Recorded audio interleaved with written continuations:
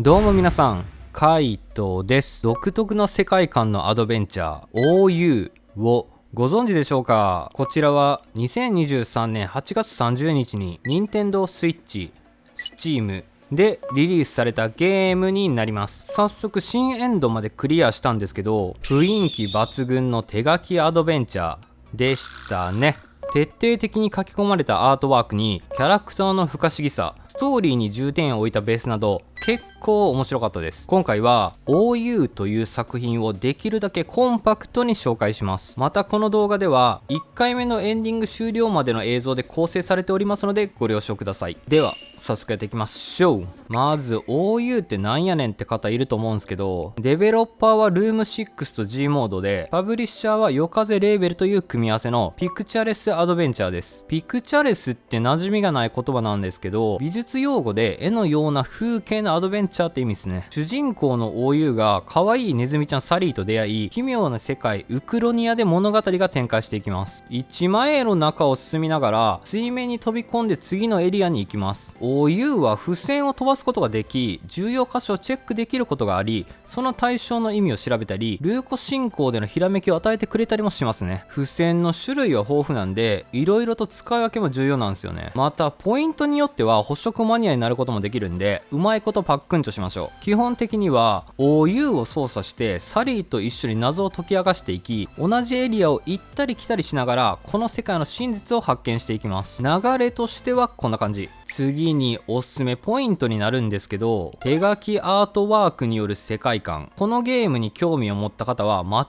違いなくそれに惹かれたことでしょう。カイトも見た目の雰囲気でダウンロードしたのは言うまでもありません。全く存じ上げてなかったんですけど、幸田お魚さんって方が企画シナリオデザインを手掛けており、独特な OU という世界観を書き込んだアートに SF チックな要素がふんだんに伝わります。特に扉絵を感じさせるエリアでの様々な表現に引き込まれるのは明らかで、独自のキャラクターセンスがウクロニアの舞台にぴったりだと感じましたね。泣き女とか最高やん。アドバイザーのように OU に情報を教えてくれるサリーも味のあるキャラクターで、ゲームをプレイする際のサポートとして説明してくれるのもプレイしやすい要素でした。 BGM も耳に残るサウンドが響き渡るのも良くて、何とも言えない心地よさがにじみ出るのも良かった。ゲームは周回要素ありきなんですけど、新エンドを迎えた瞬間の感慨深さやスタッフロールでの自分なりの解釈も楽しむことができる作品でした。次に気になるポイントなんですけど、ゲーム性が独特すぎる。このゲームのキャッチコピーが、そこで展開するのは誰かのための物語、現実との接点を持ちアドベンチャーゲームの形をした何か。 OU はゲームに対する一つの挑戦でもありますと公式でも書き込まれている通りに、アドベンチャーゲームの形をした何かが一番しっくりきます。アクションは付箋を投げるだけの単純であり、謎解き要素もエッセンスとしてあるぐらい。さらには同じ箇所を巡るループ性など、面白くない人には全く面白くないと思えるのが本作。このニッチな世界観にマッチした時に OU に浸れる感じがしました。私はパズルやアドベンチャーゲームが好きなんで全然良かったんですけど、ゲーム性でのアクションや謎解き要素ががっつりと詰まったゲームを求めると違うなと感じ取られますんで、かなり人を選ぶ挑戦的な作品でした。それらを踏まえても見た目でグッときた人にはプレイする価値が全然ありますね。最後にまとめになるんですけど、雰囲気ゲーがとにかく好きでアートワークに惹かれた方にぜひプレイしてほしいのが OU。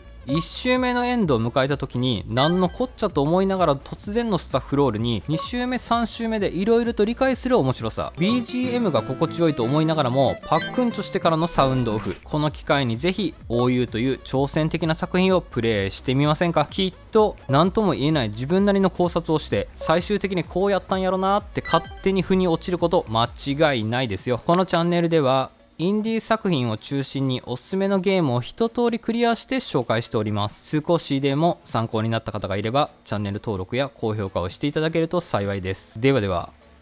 またの機会に。カイトでした。